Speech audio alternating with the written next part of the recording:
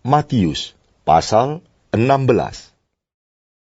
Kemudian datanglah orang-orang Farisi dan Saduki hendak mencobai Yesus. Mereka meminta supaya ia memperlihatkan suatu tanda dari surga kepada mereka.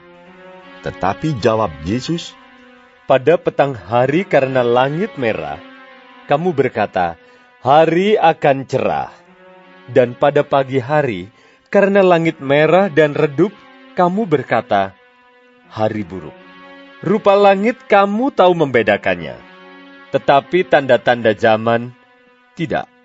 Angkatan yang jahat dan tidak setia ini menuntut suatu tanda. Tetapi kepada mereka tidak akan diberikan tanda selain tanda Nabi Yunus." Lalu Yesus meninggalkan mereka dan pergi. Pada waktu murid-murid Yesus menyeberang danau, mereka lupa membawa roti. Yesus berkata kepada mereka, "Berjaga-jagalah dan waspadalah terhadap ragi orang Farisi dan Saduki." Maka mereka berpikir-pikir, dan seorang berkata kepada yang lain, "Itu dikatakannya karena kita tidak membawa roti." Dan ketika Yesus mengetahui apa yang mereka perbincangkan, ia berkata, "Mengapa kamu memperbincangkan soal tidak ada roti, hai orang-orang yang kurang percaya? Belum juga kamu mengerti?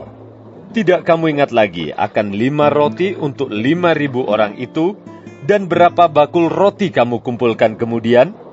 Ataupun akan 7 roti untuk 4.000 orang itu, dan berapa bakul kamu kumpulkan kemudian?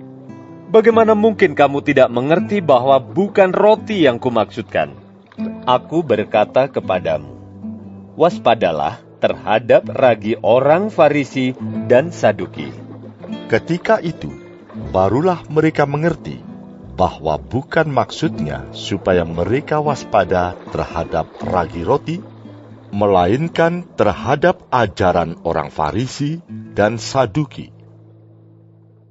Setelah Yesus tiba di daerah Kaisaria Filipi, ia bertanya kepada murid-muridnya, Kata orang, "Siapakah anak manusia itu?"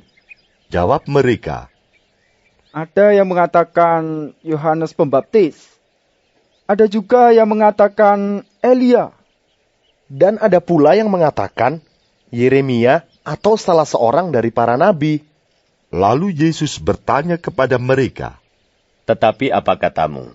Siapakah aku ini?" maka jawab Simon Petrus, Engkau adalah Mesias, Anak Allah yang hidup. kata Yesus kepadanya, "Berbahagialah engkau Simon bin Yunus. Sebab bukan manusia yang menyatakan itu kepadamu, melainkan Bapa-Ku yang di sorga. Dan aku pun berkata kepadamu, engkau adalah Petrus, dan di atas batu karang ini, aku akan mendirikan jemaatku, dan alam maut tidak akan menguasainya. Kepadamu akan kuberikan kunci kerajaan sorga. Apa yang kau ikat di dunia ini, akan terikat di sorga, dan apa yang kau lepaskan di dunia ini akan terlepas di sorga."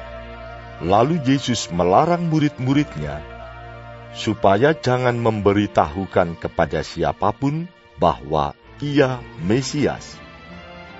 Sejak waktu itu, Yesus mulai menyatakan kepada murid-muridnya bahwa ia harus pergi ke Yerusalem dan menanggung banyak penderitaan dari pihak tua-tua, imam-imam kepala, dan ahli-ahli Taurat, lalu dibunuh dan dibangkitkan pada hari ketiga.